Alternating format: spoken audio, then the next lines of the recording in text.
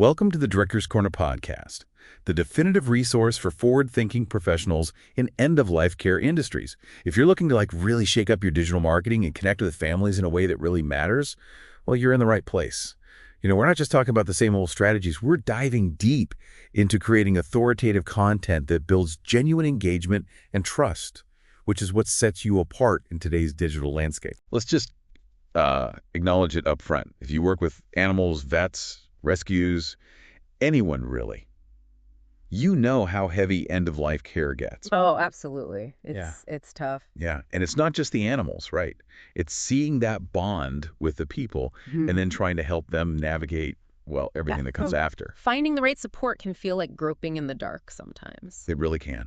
And for those of you listening, dedicating your lives to animal welfare, you see it constantly, pet parents struggling, feeling alone, even when they're surrounded by people who care about the animal.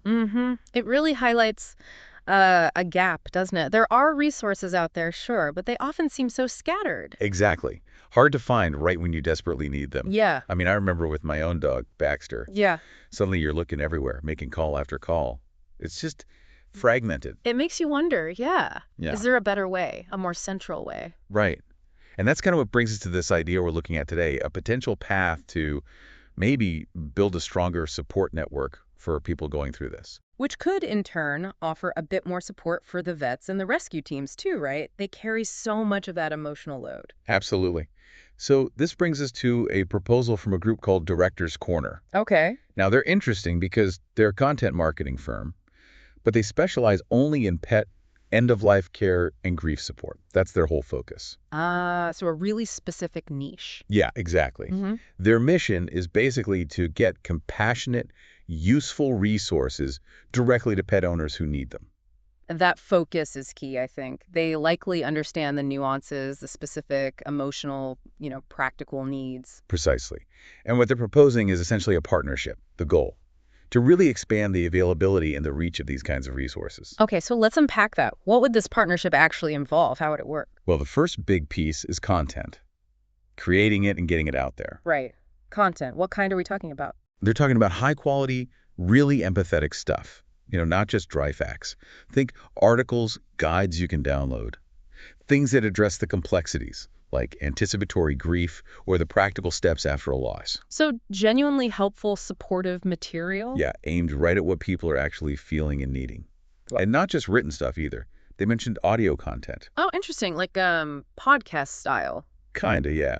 Discussions with experts in the field, something maybe easier to absorb when reading feels like too much effort. That makes a lot of sense. Audio can be really accessible, especially during grief. It raises a good point for our listeners, too. Vets and rescues, are we offering resources in different formats? Good question. And how do people find this stuff? You can have the best content in the world, but if no one sees it. Right. Discoverability. Exactly. So Director's Corner talks about amplification. A key part of that is search engine optimization, SEO. Making it findable on Google. Basically, yeah. Making sure that when someone searches for coping with pet loss or in-home euthanasia, this platform, these resources actually show up near the top. That's critical. Otherwise, it's like having a library nobody knows exists. For the vets listening, this means if you refer a client, they might actually find more comprehensive help online later. Yeah, it extends the support. Okay, so beyond creating new content, another huge part is pulling together and expanding the existing network. Addressing that fragmented feeling we talked about. Exactly. The idea is a collaboration to build a more complete web of support. How would they do that? They talk about leveraging their own connections and actively seeking out new partnerships.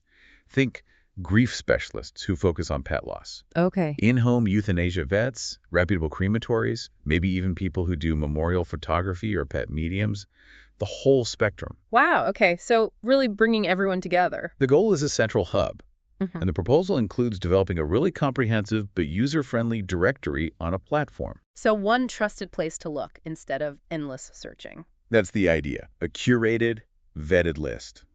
Imagine, for those working in clinics or shelters, having one reliable place to point grieving families towards. That ease of use is paramount, isn't it? It has to be simple when someone's already overwhelmed. Totally. And they also mentioned helping to, categorize and organize resources that an organization might already have, just making it all more streamlined.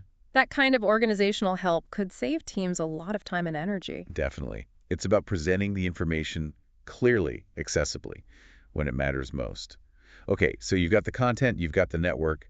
How do you let people know it exists? Marketing, I assume, digital marketing. Yep, that's the next piece. Developing and running targeted digital campaigns. Targeted specifically at pet parents who are anticipating loss or currently grieving. Exactly. Using channels like social media, maybe email marketing, to drive awareness and traffic to this platform and its resources. For rescues, that could be a great way to offer ongoing support to adopters, right? Well, Long after the pet goes home. good point. And it's not just throwing things out there. They mentioned analyzing the data. Ah, seeing what works. Yeah, constantly refining the approach to make sure they're reaching the right people effectively. Being smart about it, That data-driven approach is important for maximizing impact. for sure. Now, another really vital piece of support is community, feeling connected. Oh, definitely. Grief can be so isolating. Right. So the proposal also talks about facilitating online community engagement. Like forums, or maybe private social media groups. Yeah, creating those kinds of safe, supportive spaces where pet parents can connect, share their experiences, and realize they aren't alone. That peer support can be incredibly powerful, just knowing someone else understands. Absolutely. And even something simpler like building a newsletter. Hmm. For consistent communication. Yeah, a way to stay in touch, offer ongoing support, share new resources.